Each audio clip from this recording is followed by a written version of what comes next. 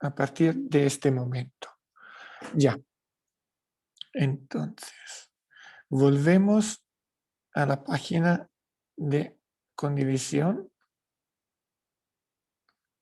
Listo.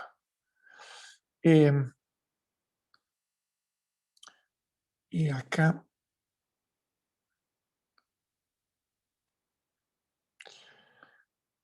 y volvemos sobre todo al convenio de Belén. La parte que le presenté en la clase anterior hacía referencia a un camino que cruzaba dato sociológico con dato jurídico.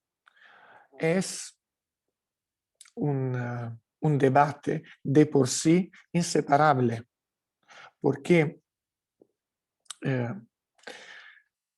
porque el derecho no es una ciencia dura que vive aislada del contexto. Esto lo conocen, lo viven también en otros ramos, lo han visto desde siempre. Nosotros, con un curso monográfico sobre derecho penal y violencia de género,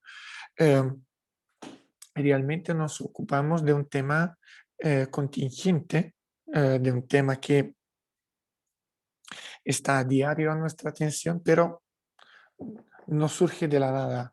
Llega, como siempre hemos visto, de un camino, de un percurso largo. Tratando al comienzo de la clase de aclarar y llenar unos ojitos, que volviendo a ver un poco lo que le comenté, lo que le conté en las clases anteriores, puede haber quedado un poco en el aire o no bien claro. Quiero empezar la clase dando unos detalles sobre el papel del feminismo en todo el proceso de transformación jurídica que estamos viendo. Ojo, son los que le puedo dar son tan solo un par de pinceladas, no más. No es un curso de sociología, no es un curso de trabajo social, tampoco es un curso de antropología jurídica. Pero sí es bastante indispensable que por lo menos conozcan, tengan presente la palabra feminismo jurídico liberal y feminismo jurídico radical, como dos ramas, ¿ya? Como dos pilares, dos ideas principales. O sea, hay tantos feminismos, ¿cuántas personas hay? O sea, el feminismo no es un movimiento unitario. Esto tampoco sirve que se lo explique yo. A pesar que se ocupe la palabra feminismo y que nos llenemos la boca de este concepto. La variedad de colores dentro del arco iris del feminismo es al mismo tiempo su fuerza y su debilidad. Esto también lo saben. No se puede criticar el feminismo por tener estas características, sencillamente las tiene.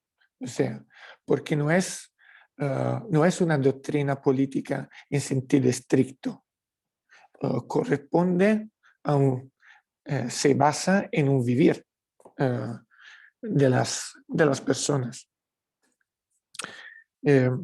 Así que no hay un feminismo más puro que otro, lo que podríamos decir para otras doctrinas políticas. Y al mismo tiempo, si se lo piensan un poco, también confrontarse y dar la vuelta a la palabra, si es una teoría, si queremos ver teoría en el feminismo, no es teoría para nada su otra cara, el machismo. ¿Ya?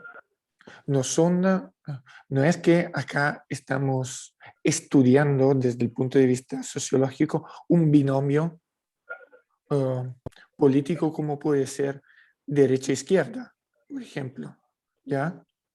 En el que cada uno, a- a lo- en, los que, en cada uno de las dos vertientes hay aspectos que, bueno, se pueden desarrollar de una u otra forma, pero no tienen de por sí un matiz positivo o negativo.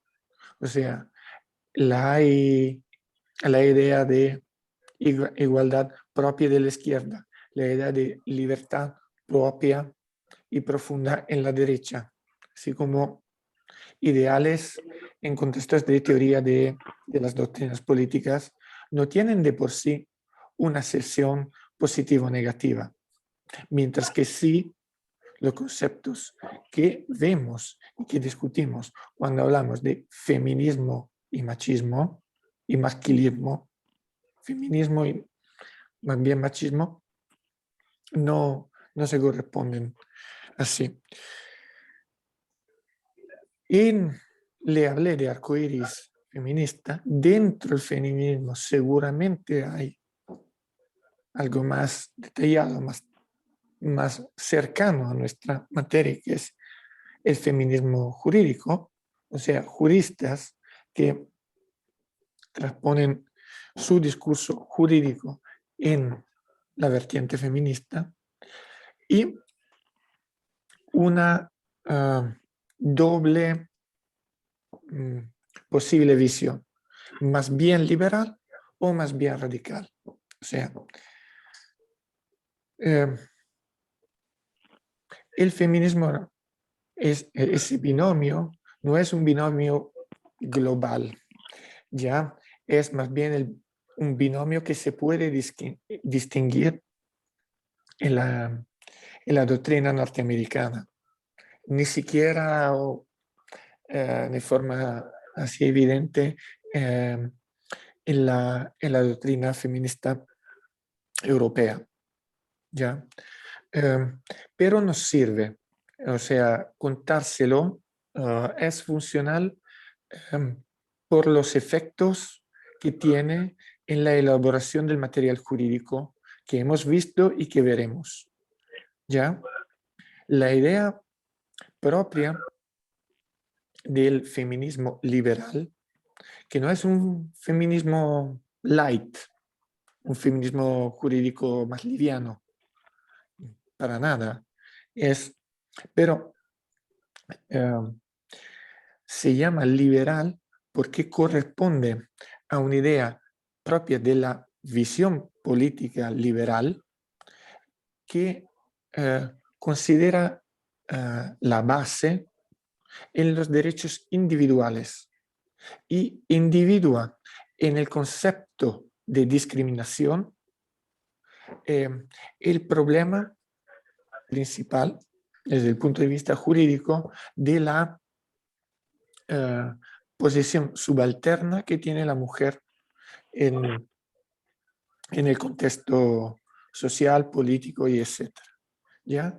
O sea, hay un problema en el derecho está construido con discriminando a la mujer, entonces el proyecto de fondo de la idea feminista liberal es incidir sobre esta discriminación. ¿Ya? Eh, el, el feminismo jurídico liberal es más bien el que se desarrolla primero.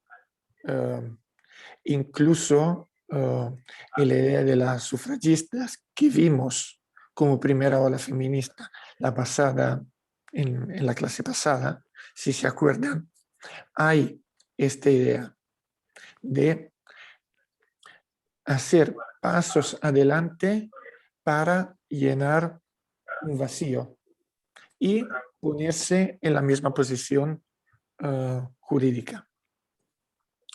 Y confío que de ese modo entiendan bien el eje teórico que corresponde a la CEDAW, ¿ya? Que no es acá, lo quiero poner.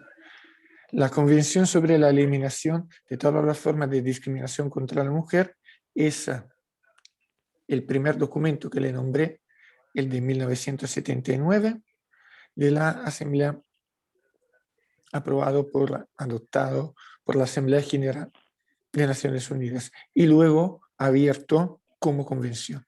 ¿Ya? Acá, como le presenté la pasada vez, el eje conceptual se encuentra ya en el artículo primero. A los efectos de la presente convención, la expresión discriminación contra la mujer denotará toda distinción, exclusión o restricción basada en el sexo que tengan por objeto o resultado menoscabar o anular el reconocimiento, goce o ejercicio por la mujer, independientemente de su estado civil, sobre la base de la igualdad del hombre y la mujer, de los derechos humanos y de las libertades fundamentales de la esfera política, económica, social, etc. ¿Ya? O sea, este concepto de discriminación viene de una visión de feminismo liberal. Así que si es que en algún momento escucharán esta expresión, la unan, la coloquen junto a ese texto. ¿Ya? En paralelo, favor acuérdense y tengan en memoria que existe una visión y una posición de feminismo jurídico radical.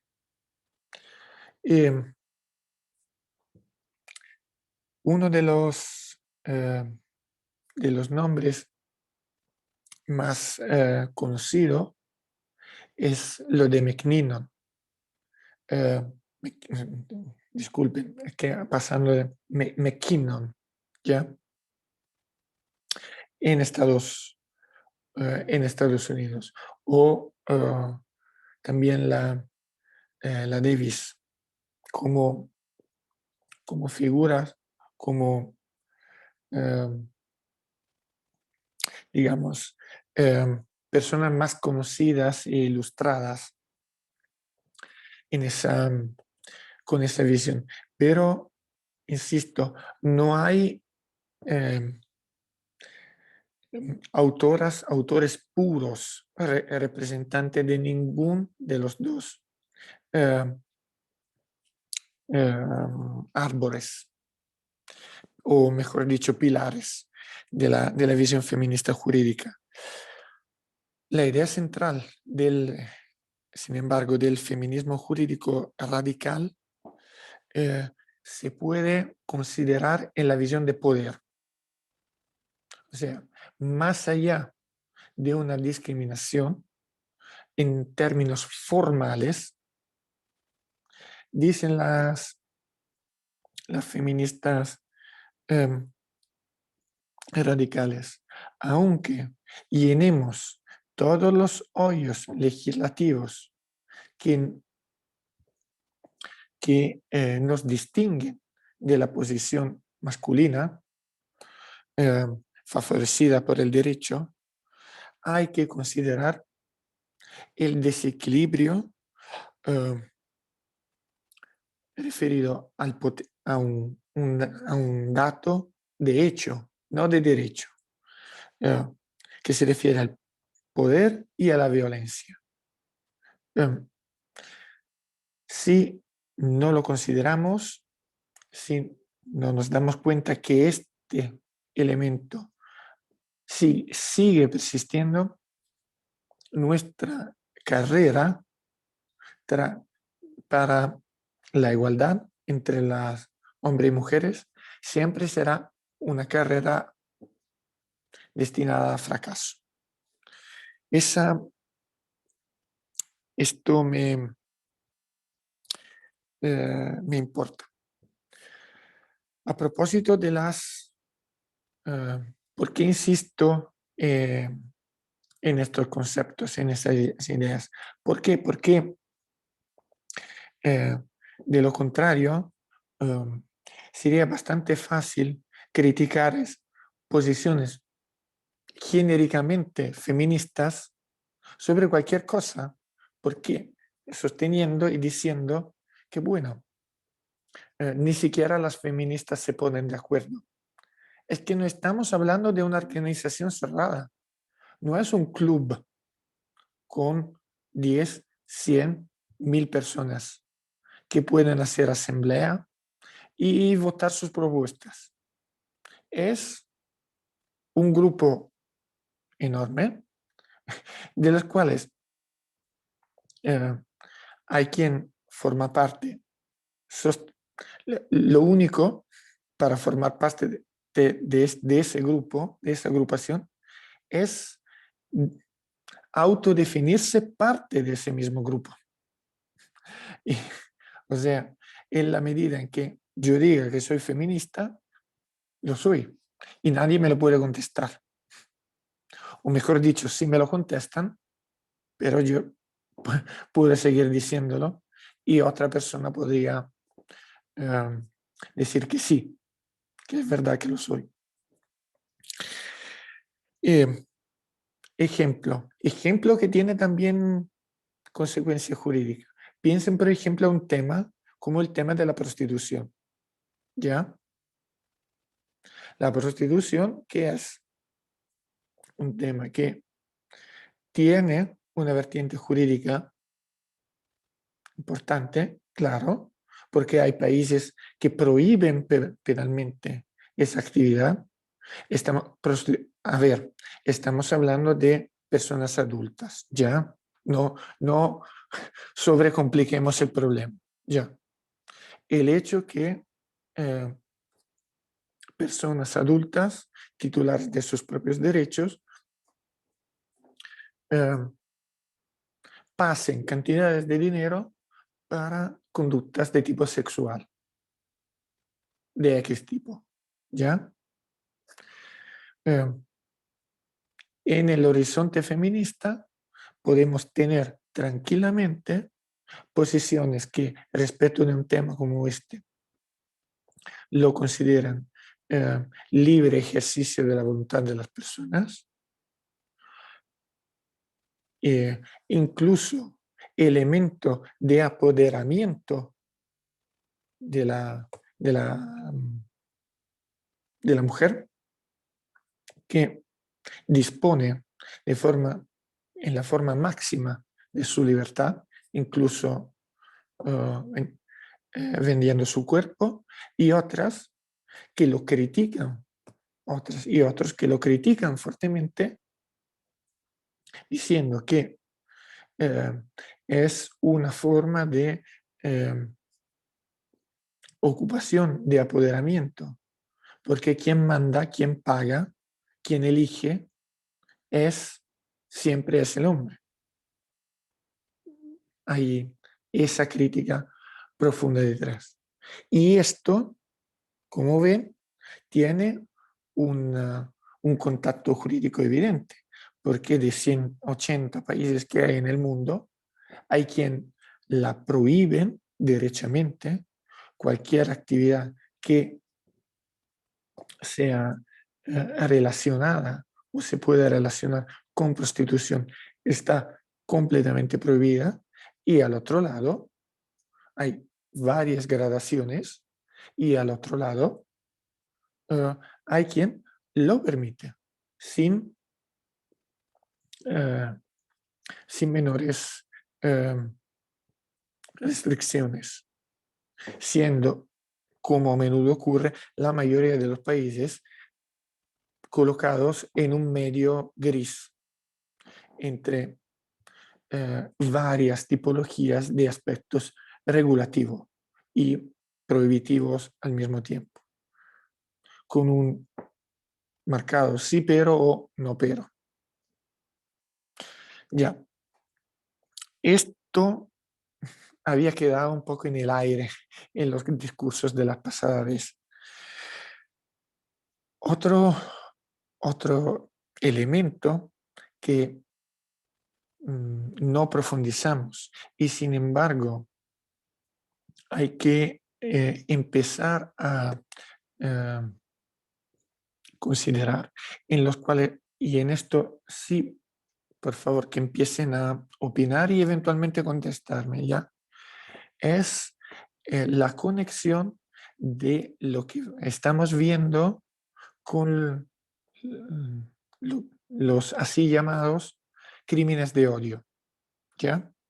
Con las conductas delictivas por odio.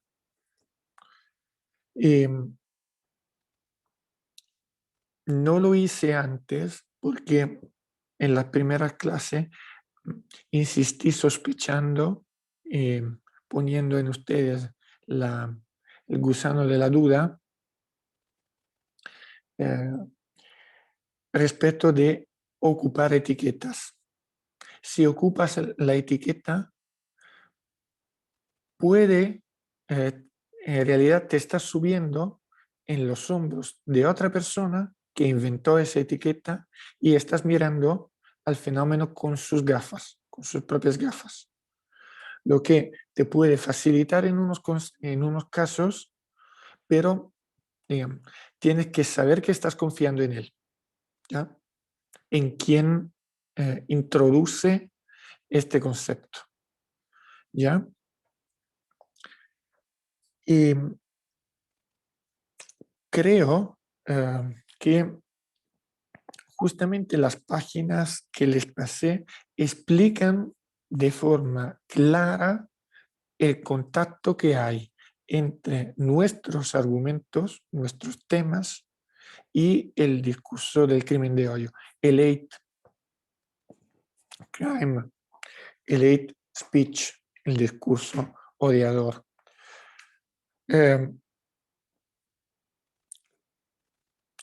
En su opinión, ¿qué son los crímenes de odio? ¿Qué opinan al respecto? ¿Qué idea? ¿Cuál es el elemento propio de los crímenes de odio? Hablen un poco ustedes también, si no yo pierdo la voz.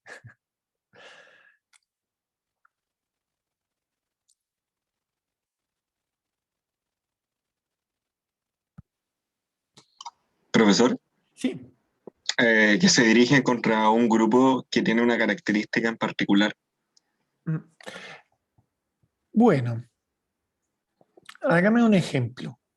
Eh, por ejemplo, un crimen que tenga como base la homofobia, por ejemplo, el caso de Daniel Zamudio. No sé si ubica el caso de Daniel Zamudio en Chile. Sí. Yo estaba en Chile Ah, cuando ocurrió. Ah, sí, estoy en Italia en ese momento, pero acuérdense que he pasado mucho tiempo en su país. ah, pero Así que conozco todo el proceso de elaboración y el debate de la ley Zamudio. Eh, ese y quizás también, así como más lo macro, puede ser puede pero ser. cuéntelo. Yo lo sé, pero yo tengo también una idea. ¿Cómo lo contaría el caso de Zamudio?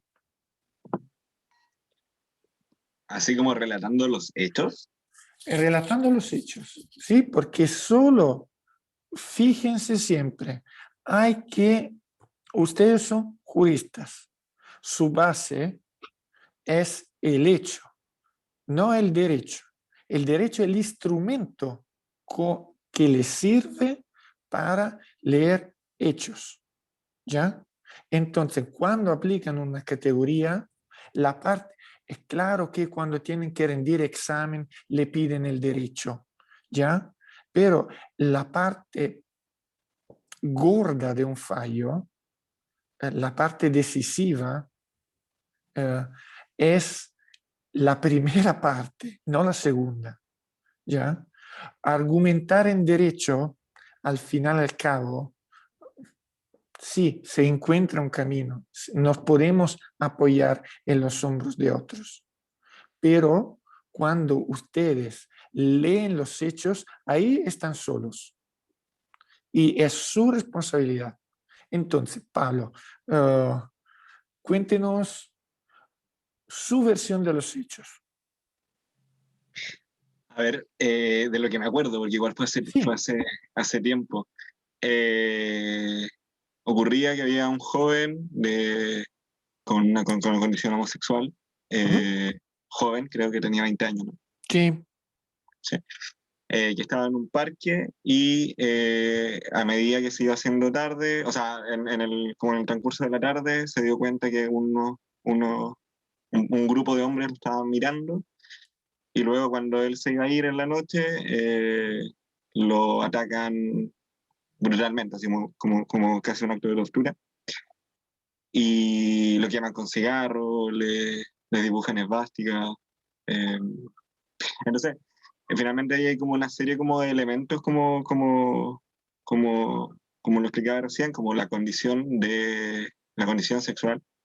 Ujú. Pero y eso. Profesor, Entonces, Camila, disculpe, aclarar al compañero que la homosexualidad no es una condición, por si acaso.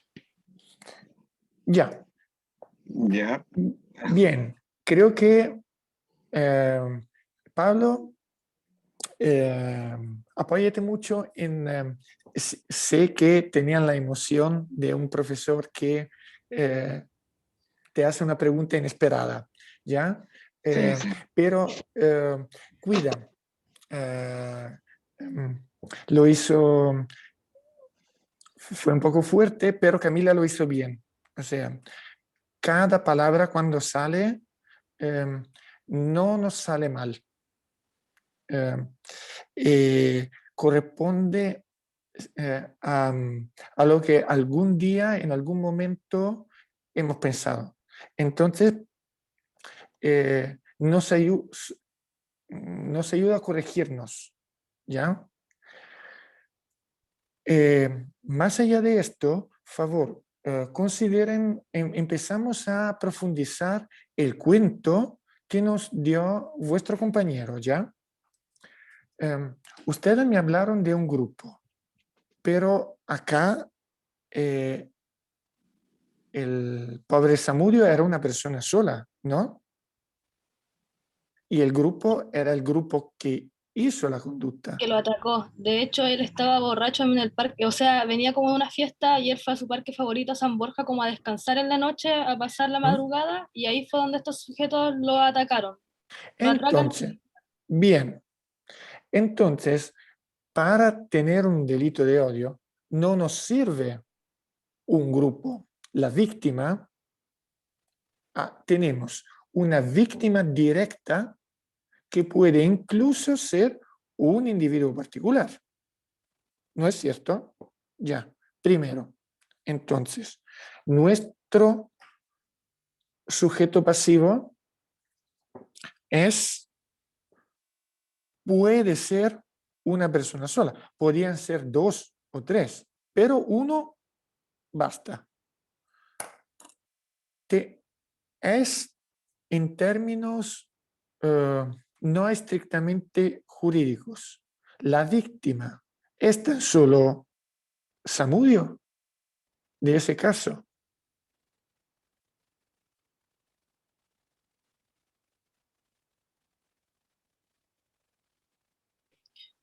No, no, yo, en mi opinión, yo opino que no, porque al final es como una perpetuar el ataque hacia la comunidad LGBT. Camila dice, está involucrada la comunidad LGBT. O sea, eh, a ver, estamos llamando a colación más gente, otro grupo, y podríamos pensar digamos, cambiemos el ejemplo de Samudio a una persona, por ejemplo, discapacidad, ¿ya?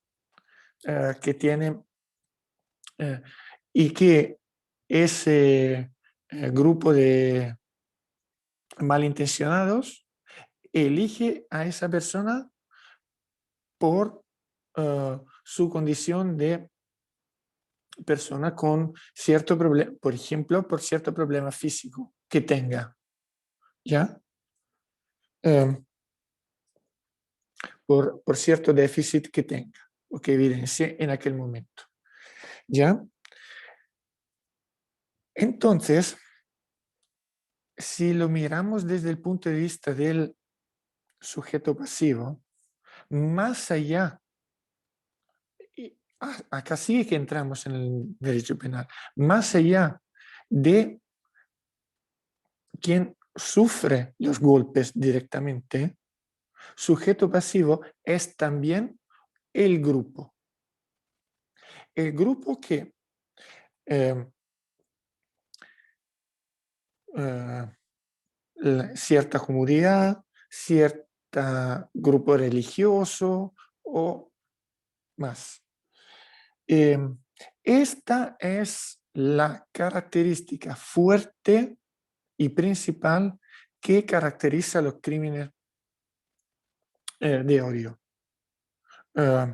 los hate crimes, porque el objetivo del autor no es tan solo directo a aquella persona.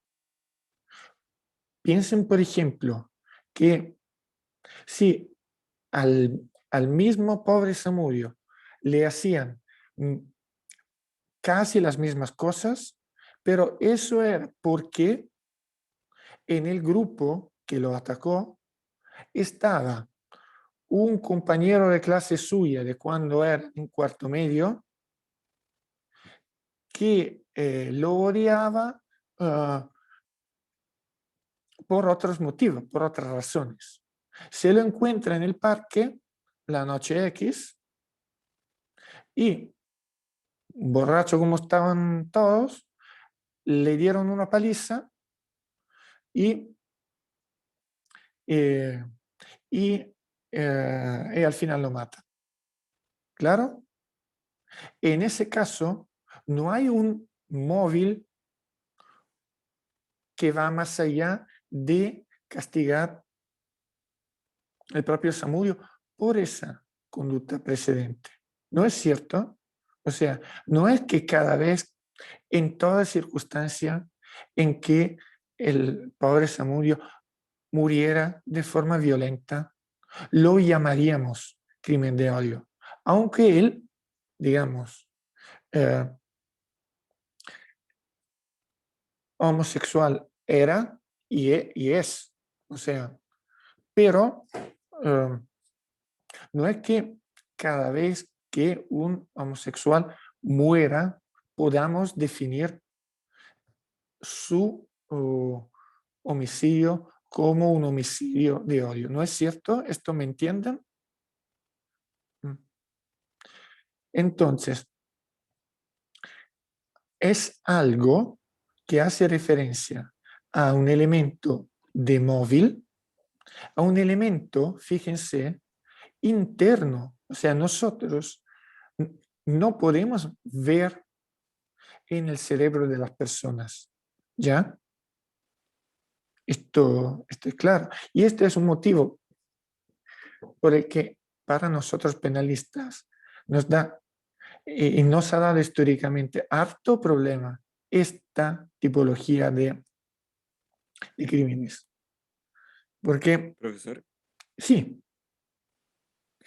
a ver, o sea, quisiera hacer como un poquito de énfasis sí, como me referí recién, pero yo me refería a condición porque finalmente es eso lo gatillante a la... Porque condición entendamos como de hecho busqué como lo que significa en particular, condición significa naturaleza, conjunto de características propias y definitorias de un ser o un conjunto de seres. Entonces, en ese sentido, los crímenes de odio, los crímenes a lo que nos estamos refiriendo, es la condición de la persona la cual es la gatillante finalmente a la hora de cometer el delito. O sea, En a este los sentido, judíos sí, en el tiene razón. Holocausto, claro, Si ocupas la palabra en esa acepción, es correcta. es que Eh, claro, por eso fue, sí. sí, bien. Entonces, dimos el concepto redondo. Igual yo siento que Y hay que tener cuidado ahí. Perdón. esperen que termino el discurso, porque es correcto en la medida en que es correcto en términos jurídicos, en la medida en que también cuando hablamos de femicidio, ocupamos y aceptamos la definición de muerte de una mujer por su condición de mujer. ¿Ya? Claro. O sea, y como le expliqué y iré profundizando, obviamente, y esto se lo saben, no es que toda vez que una mujer muere podemos hablar de femicidio, ni siquiera toda vez que una mujer muere de forma violenta, ¿ya? Si, si Camila, permítame el ejemplo, va al banco para sacar dinero y en el desafortunado momento en que Camila entra en el banco, entra el ladrón y el ladrón dispara y mata a Camila que se encontraba en el banco, si en lugar de Camila tuviéramos Camilo, el resultado era el mismo. O sea, no, su muerte se debe a su presencia casual en aquel instante, en el lugar equivocado, ¿ya? Entonces sí, o sea, podemos, pero bien cuidadoso en utilizar la palabra. O sea, es el acto que se conecta con la condición y el acto condicionado es un acto no de la víctima, es un acto del autor.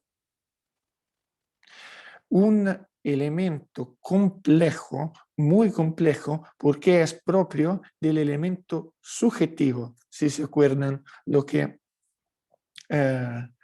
estudiaron en parte general de derecho penal. ¿Ya? Y incluso puede ser distinto lo que se piense en el instante, lo que se planee antes. O sea, ¿qué vamos mirando? ¿Por qué entonces pensamos castigar más? Este acto, digamos, toma su característica y lo llamemos crimen de odio. ¿Por qué? Porque quien lo comete exterioriza, digamos, una serie de acciones ulteriores, o sea, que nos permiten sacar este mensaje extra. En el caso Samudio, me refiero, como comentaba el compañero, a las marcas, ¿ya? A la particular forma de realización del delito. ¿No es cierto? O sea, ¿por qué? Ya de por sí, como saben, causar especial sufrimiento a una persona una vez que se la mate, ya de por sí este es una forma de agravación. Pero el elemento ulterior es el mensaje que se quiere enviar a las demás personas. O sea, en ciertos términos, sí, podemos decir, si lo miramos hasta, digamos, bajo estas vertientes, una víctima individual, pero potencialmente un grupo como ofendidos, y una conducta caracterizada sí por un elemento subjetivo extra, pero que se exterioriza con algo percibible que se puede probar dentro de un proceso penal. Esto correspondería también a un discurso de crímenes de odio para el género. Pero, pues, ¿por qué no hay una sobreposición total? No la tenemos por un par de razones que le voy a explicar. La primera es una consideración objetiva. Cuando hablamos de mujeres, a diferencia de lo que decimos respecto de una religión, de la orientación sexual, de la discapacidad o de lo que se le ocurra, no hablamos de una minoría. ¿Ya? O sea, las mujeres, si lo miráramos biológicamente, tal vez son ligeramente mayoría. Pero, digamos, de por sí la idea es que estamos 55, más o menos cercano a 50 y 50. ¿No es cierto? Entonces, acá el discurso no corresponde, no corresponde por completo. El segundo elemento depende de una razón social y histórica. O sea, cuando en los años 70 en Norteamérica se elaboró o sea, fuertemente por la situación histórica de discriminación racial que ustedes seguramente conocen, que vivía en una fase aguda aquel territorio, fueron las mismas minorías que llevaban adelante su batalla, que no quisieron compartirla. Fue una opción política, ni más ni menos. No quisieron compartirla por completo con el movimiento feminista que igual había. O sea, sí, en ciertos términos sí podríamos hacer un discurso de crímenes de odio contra las mujeres, pero desde el punto de vista histórico, fueron dos ramos que se separaron. Se separaron porque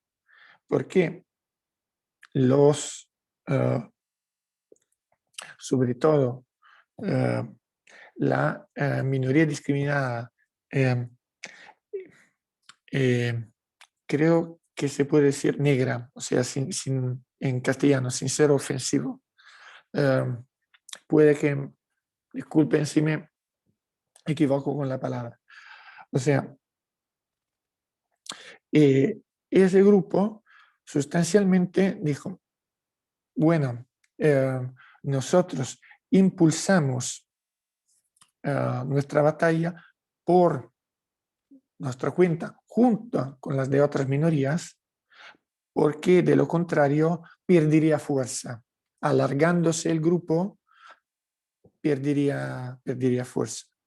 Y de hecho, o sea, lo que ocurrió, esto es lo que ocurrió sobre todo en los años 80. Esto está explicado muy bien en la página de Pazzi Toledo. Y no es casualidad que sea entonces del 90, justamente del año 90, la legislación federal estadounidense base para el derecho antidiscriminatorio de este país y que no incluya un elemento, una vertiente relativa al sexo, ¿ya? Y esta legislación no es una legislación penal, piénsalo bien, es una legislación civil que se ocupa sobre todo de estadística, o sea, de dar con un intento de dar visibilidad al discurso. ¿Y cómo se lo explica cuando lo leerán? Muy bien Toledo, el propio concepto de femicidio, ellos lo proponen, o sea, se impone por Russell y Caputi, o sea, las dos feministas que ocuparán primero la palabra femicide, justamente en un artículo científico que contesta este razonamiento, presentando un caso práctico de uno de estos homicidios masivos que hay, lamentablemente, que son tristemente, bastante frecuentes en Estados Unidos, en el que había ocurrido que un estudiante de la carrera de ingeniería en un campus había matado 14 alumnas. Las mató y luego se suicidó. En su ropaje le encontraron una hoja que explicaba la razón del gesto. Él había sido rechazado por entrar en esa universidad y debido a que en años recientes había más mujeres que entraban en esas carreras que antes eran exclusivamente masculinas. Por lo tanto, sus notas no habían sido suficientes para permitirle hacer lo que quería hacer. Y su asesinato fue un asesinato selectivo en el que él declaró que mataba estas feministas. Ninguna de estas, o seguramente no todas, habían conexiones entre sí y se habrían definido todas feministas. Eran sencillamente jóvenes mujeres estudiantes de una carrera de tipo ingenierístico, ¿ya? Y Russell y Caputi escriben su famoso artículo a partir de este acontecimiento y diciendo el homicidio, este homicidio, tiene que llamarse femicidio porque el Señor seleccionó a las personas. No pueden ustedes, autoridades, tratarlo como la acción de un loco, porque este es un crimen de odio. Y dicen, ustedes, si este señor, en lugar de matar 14 mujeres, hubiese matado 14 judíos, 14 personas de piel negra o 14, invéntense la categoría, habrían definido esto como crimen de odio y lo habrían tomado con mucha más seriedad. lo habrían considerado de forma distinta. ¿Ya? Entonces, la cepa, incluso de la palabra femicidio, es una cepa que está encerrada así con el concepto de crimen de odio. Sin embargo, se separa y tenemos que verlo separado, por separado. De ahí va, y por lo tanto es complejo definir homicidio por razón de género, por odio al género, o sea, por eso verán varios autores y varias autoras que juegan con estas palabras que todavía están enredadas una con otra. ¿Y por qué hasta hoy, 2021, los conceptos no se han asentado por completo? Hay conceptos que fácilmente se asentan y otros que no. Estos le cuesta asentarse. El concepto de femicidio que tenemos hoy en día, para hacerle un ejemplo, es bastante asentado. ¿Por qué? Este es bastante asentado. ¿Por qué? Porque nosotros juristas podemos buscar sentencias, o sea, fallos de autoridades que nosotros reconocemos como válidas, que usan definiciones.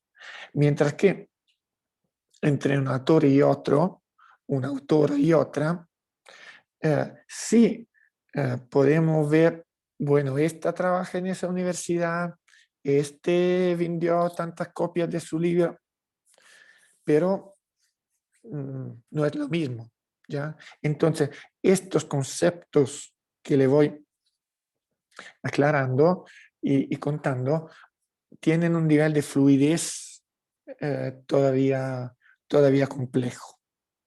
¿Ya?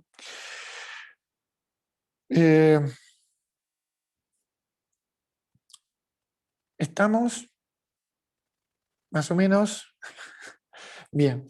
Y agradezco sus intervenciones y sus dudas. Vieron que incluso la insistencia de Pablo luego fue útil para que todos comprendamos bien y mejor las cosas. Quiero, sin embargo, cerrar el discurso de las fuentes internacionales. O sea, estamos en fase de condivisión de pantalla. Achico un poco esto, donde estamos nosotros, para volver al CHEDEV. Yo entonces le nombré convenios internacionales, declaraciones como era la declaración de Naciones Unidas de 93, de 1993. Ojo, un convenio, acuérdense, derecho internacional público, ¿ya? Algo es un convenio en el que los estados se asumen obligaciones exigibles, de alguna forma exigibles. Otra cosa son las declaraciones hechas por órganos internacionales. Obviamente, los convenios son más, digamos, son un instrumento más fructífero, porque corresponden a una voluntad explícita y los demás que firman tienen algún instrumento para exigir. Y le comenté la recomendación 19, esa de 92, y antes de irnos al texto de la convención del Convenio de Belén, le quiero enseñar este, para que tengan otro ejemplo, ¿ya?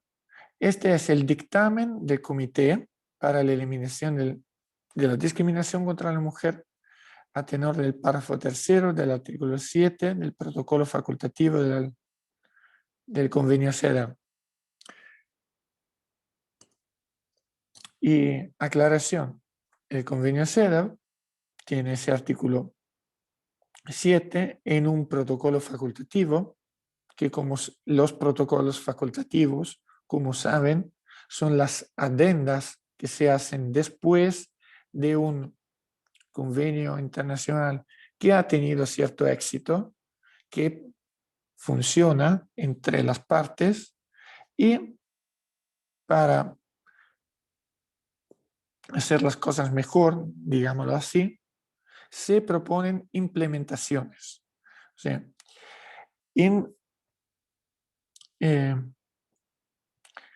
en particular, por medio de ese protocolo facultativo, tenemos un comité, o sea, algo que funciona como un paso más.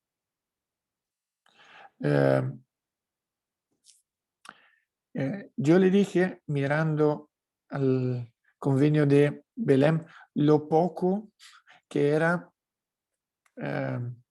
la referencia a la Comisión Interamericana de Mujer de 1928, la otra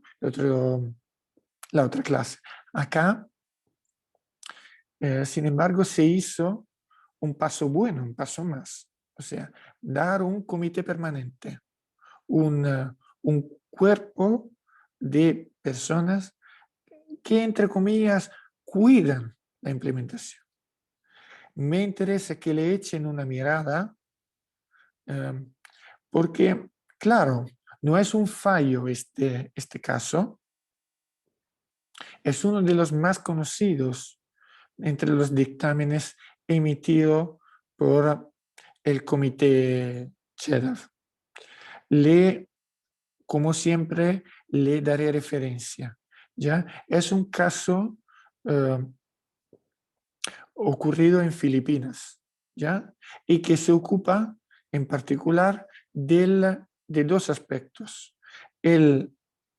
Primero, el significado del consentimiento en la violencia sexual, y en segundo lugar, que es lo que más me interesa en este momento, es el papel de la Organización Internacional en la protección de los derechos de la mujer víctima. ¿Ya?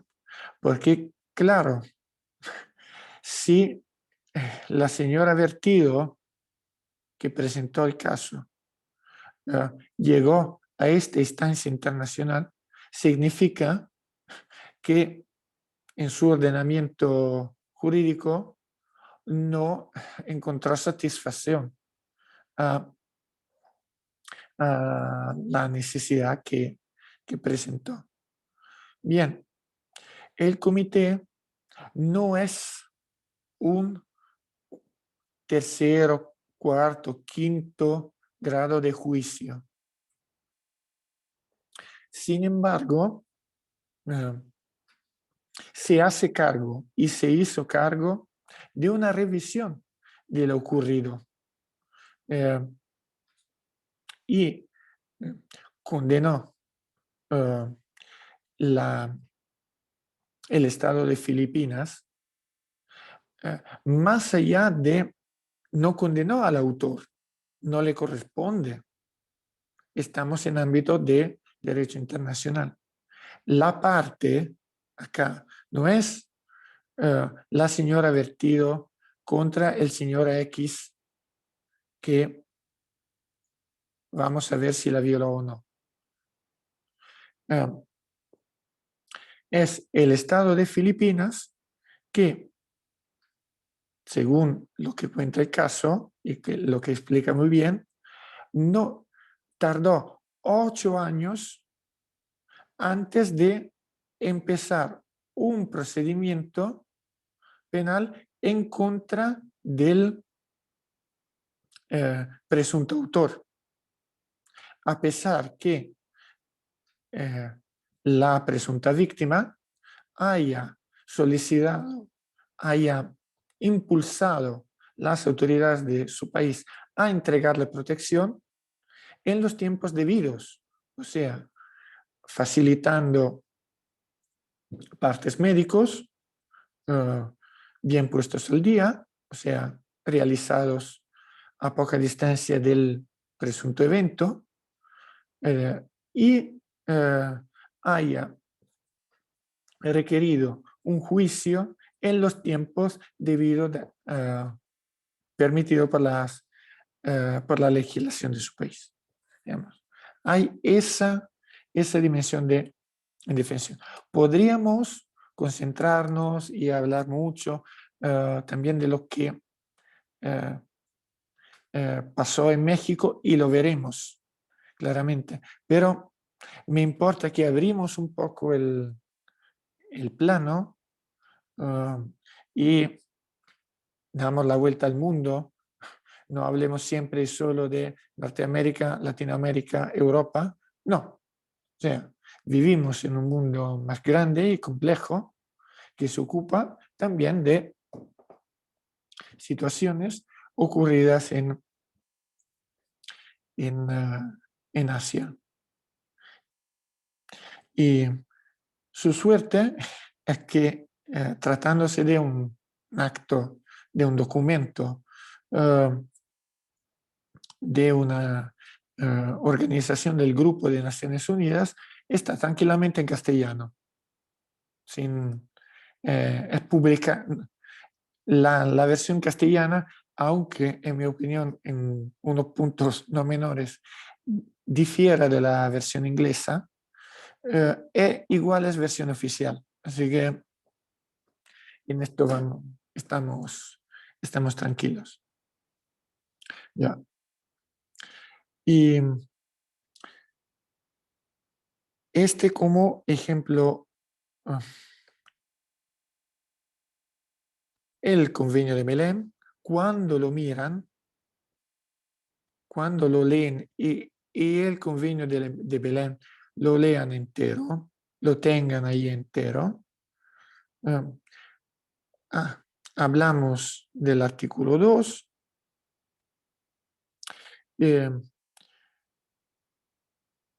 el artículo 3 es la fórmula así limpia, simple, clara, que muchas y muchos de ustedes conocen, y viene de ahí. Toda mujer tiene derecho a una vida libre de violencia, tanto en el ámbito público como en el privado, y no hay un apartado 2, es voluntariamente una línea, como corresponden con la voluntad y la simplicidad de los textos constitucionales. ¿Ya?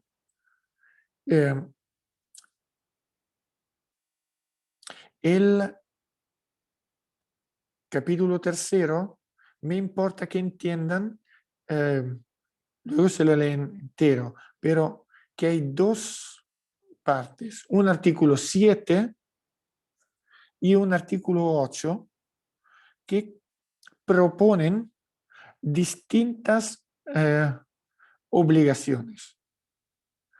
Artículo 7 dice: los Estados partes condenan todas las formas de violencia contra la mujer y convienen en adoptar por todos los medios apropiados y sin dilaciones políticas orientadas a prevenir, sancionar y erradicar dicha violencia, en llevar a cabo lo siguiente. O sea, este listado de obligaciones es un listado de obligaciones duras. El artículo 8 es también un listado, pero de distintas obligaciones. Los estados padres convienen en adoptar en forma progresiva medidas específicas, incluir programas para fomentar el conocimiento y o sea, ocupa y utiliza una forma seca y una forma de impulso.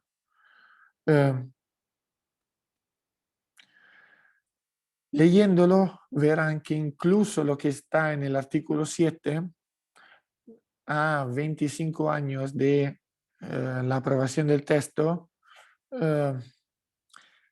está lejos de ser realidad. Sin embargo, propio por su síntesis y claridad, este texto es base del trabajo de la Corte Interamericana de Derechos Humanos. ¿Por qué? Porque es verdad que la CHIM, la Comisión Interamericana de Mujeres que le nombré y que está indicada en el texto, se reúne cada 3 años y puede hacer poco, pero han aprendido en otros cursos la relevancia que en el sistema de los estados americanos tiene hoy en día la jurisprudencia de la Corte Interamericana, ¿ya? De la Corte de San José. Y este texto, este convenio de Belén, para la Corte de San José es prácticamente una especie de texto constitucional paralelo para estos temas. El convenio del Consejo de Europa es complejo y no espero de ustedes un conocimiento profundo del texto, pero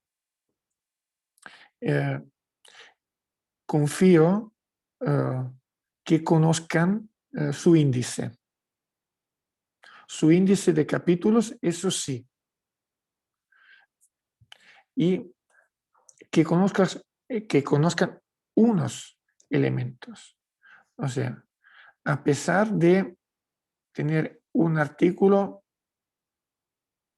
entero dedicado a definiciones, ni siquiera acá tenemos una definición de femicidio. No está en el Convenio de Estambul. No está, yo creo, esencialmente por razones de tiempo. El convenio es de 2011, es cierto. Esto apúntenlo, porque de lo contrario no se entiende. Y me importa que lo sepa. O sea, porque, bueno, para los europeos esto no es relevante, no le importa, no es verdad.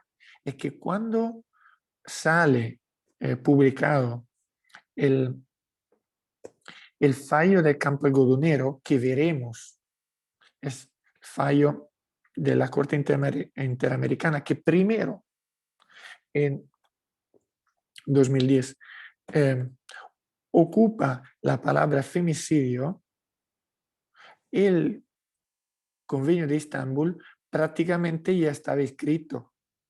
¿Ya? Porque como pueden entender, esos tratados internacionales llevan años de elaboración. Y luego, cuando estén terminados, antes de que se convoque la conferencia de partes que permite que se firmen, pasan meses incluso años, ¿ya? Entonces, el convenio de Estambul, que se elaboró a lo largo de los años 2000, el debate sobre Estambul empieza el día siguiente en que se publica el convenio de Belén, porque como la Corte, como el sistema de los Estados americanos tenía el convenio de Belén, surge la voluntad, la necesidad de tener un convenio similar en el sistema europeo. Son 15 años de elaboración.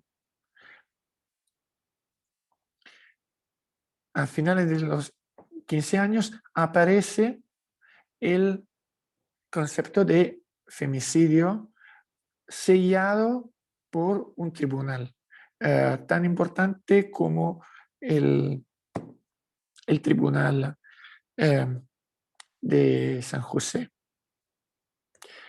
Y por esto, como, si me permiten la expresión, el queque ya estaba en el horno, no se puede añadir un concepto, una idea tan importante como la del femicidio, porque habría llevado años de discusiones extra.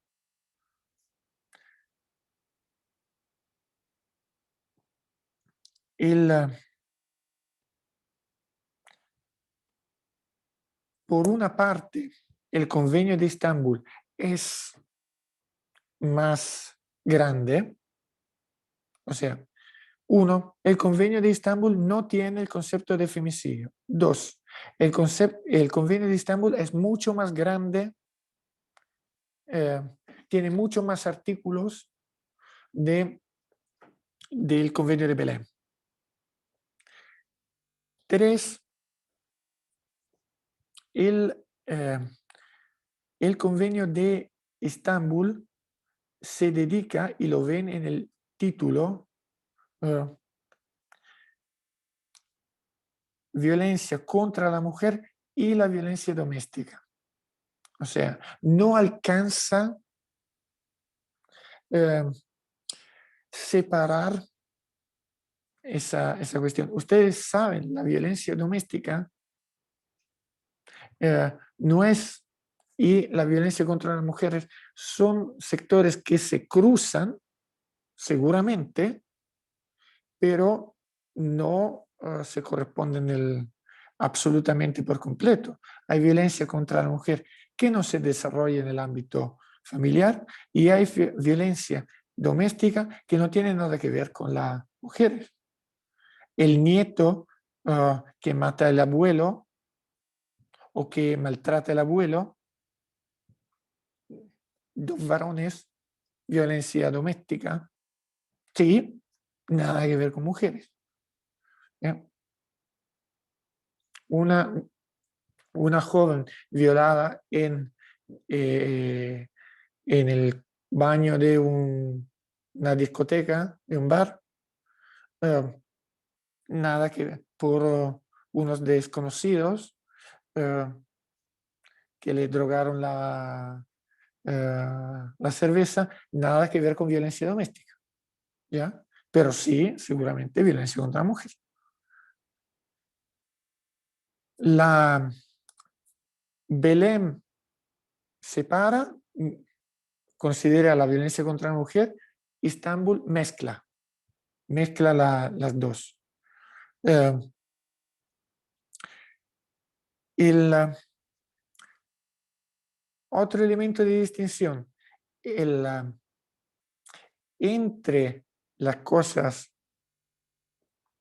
que dice más, Estambul, hay una parte sobre educación fuerte, redonda, importante. Educación y formación son la base de un concepto de prevención. ¿Ya? Como vieron, también Belém habla de prevención, pero la prevención a la que se refiere Belém es más dirigida y condicionada a prevención del acto violento. O sea, mira poco hacia atrás, mientras el artículo 12, el artículo 13, el artículo 14, y luego cuando se habla de formación de profesionales, artículo 15. O sea, acá hablamos, cuando hablamos de educación, hablamos de educación parvularia también. O sea, algo de prevención.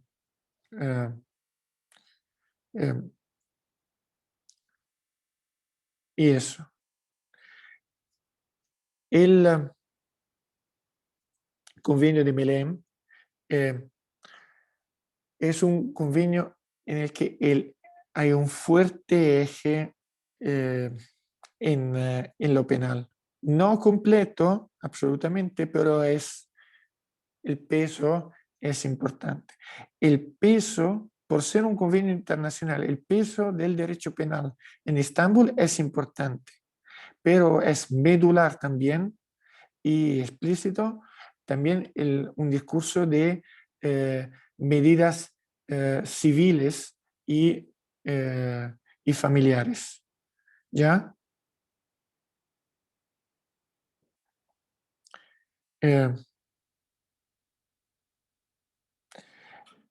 Es un convenio, insisto, con mucho derecho penal. Uno de los... Hay pocos con tanto derecho penal, pero también una parte no menor dedicada a otros aspectos, sobre todo civiles. Miren, por ejemplo, un capítulo entero dedicado a migración y asilo y otro dedicado a la cooperación internacional. Esto se concluye, el último elemento que tienen que considerar como diferencia, porque es diferencia gordísima, es el capítulo 9, mecanismos de seguimiento. Grupo de expertos en la lucha contra la violencia contra la mujer, la violencia doméstica. El grevio. ¿Ya? El convenio de Estambul tiene un grupo de personas, 10 como mínimo y 15 como máximo,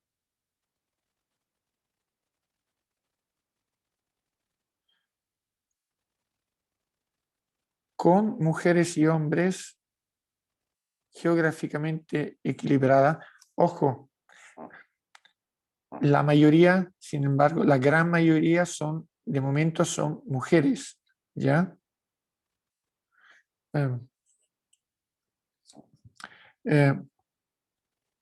Sus miembros serán elegidos por el comité de las partes entre los candidatos designados por las partes, por un mandato de 4 años, prorrogable una sola vez. Esto es importante. Estamos hablando de personas independientes. Una vez que estén en el grevio, estas personas dicen lo que se le ocurra, dicho de forma explícita. Muy distinto de lo que vimos la pasada vez de la CHIM. En la CHIM, viejo modelo de organización internacional, los gobiernos mandan una persona. Esa persona dice algo que no le gusta al gobierno, el gobierno cambia la persona. Y se acabó. ¿Ya? ¿Por qué? ¿Por qué se hace así? Porque el grevio no sirve para acariciar. El grevio sirve para implementar. Para que el convenio de Estambul no se quede en papel y sobre todo sea capaz de adaptarse a las situaciones específicas de cada país miembro.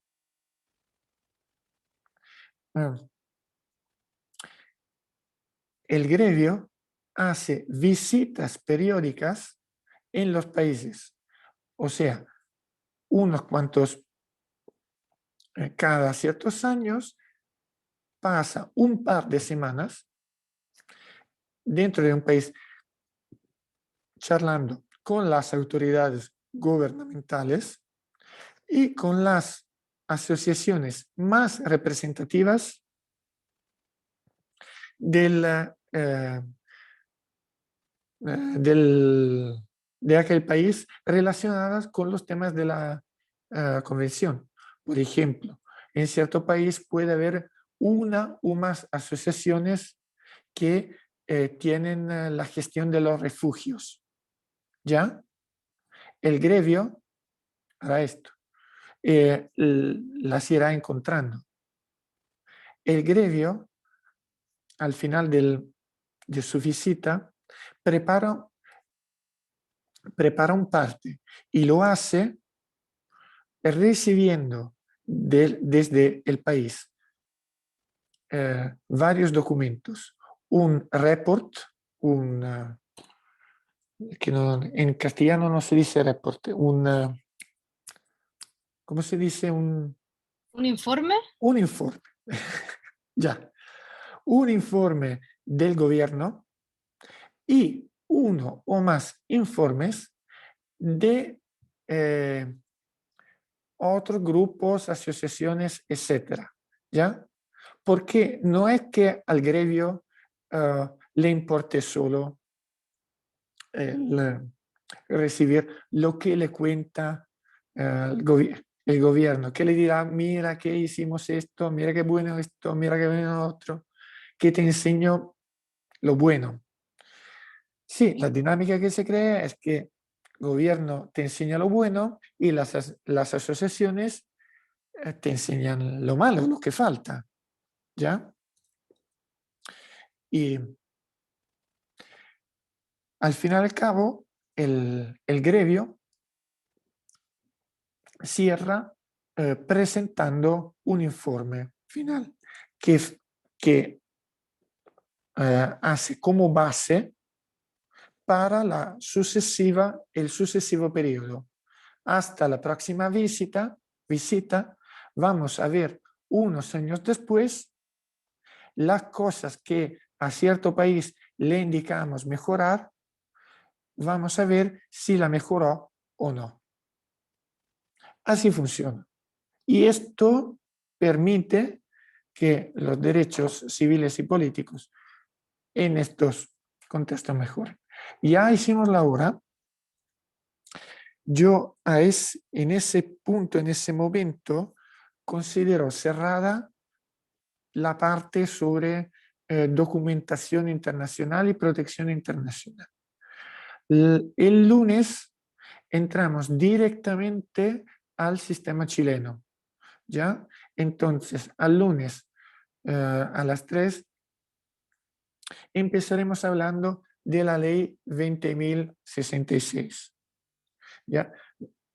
Favor, no consideren bueno, entonces lo hecho hasta ahora no sirve. Empezaremos viendo la ley 20.066 mirando al mandato de qué? Del Convenio de Belén. ¿Ya? ¿Qué dice Belén y qué hace la ley 20.066? Me pasé la hora ya. Que pasen un buen fin de semana. Si tienen dudas o cualquier cuestión, me escriben. ¿No es cierto? Gracias a todas y a todos por participar y por discutir. ¿Ya? Un saludo. Hasta pronto. Cuídese, hasta luego. Hasta luego, profesor. Gracias, Chao, profesor. profesor. Buenas tardes. Chao. Hasta luego, profesor. Gracias.